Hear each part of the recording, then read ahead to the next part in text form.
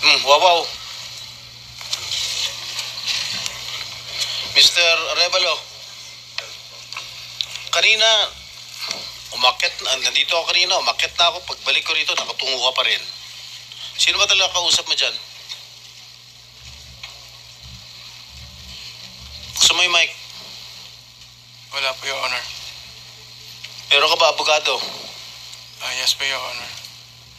Ikaw may-ari ng Wawaw. Opo, Correct? Your Honor. Ano ba yan? Sole proprietorship, partnership, or corporation? Sold po, Your Honor. Sole, ikaw lang. Magkano paid up capital? Magkano capital mo dyan?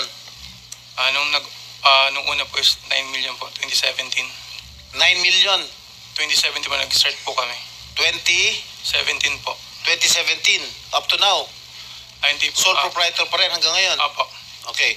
Paano ka naka-garner with 9 million as your capital? Paano ka nakakuha ng malalaking proyekto sa DPWH?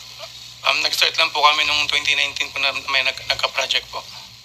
2019? Opo. Sino kausap mo? Wala po, Your Honor. Wala po. Wala kang kausap? Wala po. Okay. Involved ka sa Ghost Project? Your Honor, I invoke my right to self-incrimination, Your Honor. Ano nga? Pakiulit. I invoke my right for self-incrimination, Your Honor. What?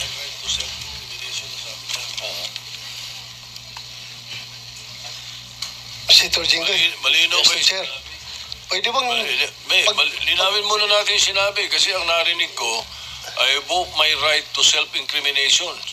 Against Against self-incrimination, Your Honor. Against it. Plus, Mr. Chair, dapat tumingin ka rin sa nagtatanong mo, Mr. Wow. Ayaw ba tumingin sa amin? Huwag kang kausap mo. Lamisa yung kausap mo eh. Senador yung nagtatanong sa'yo. Harapin mo rin. Thank you. Anong pangalan niya? Arevalo. Mr. Arevalo, meron kang abogado? Yes po, Your Honor. Is he here? He can give you legal advice. Yes po.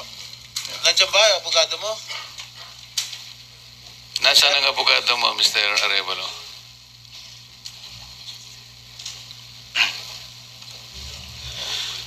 Nasagot ko po, Your Honor.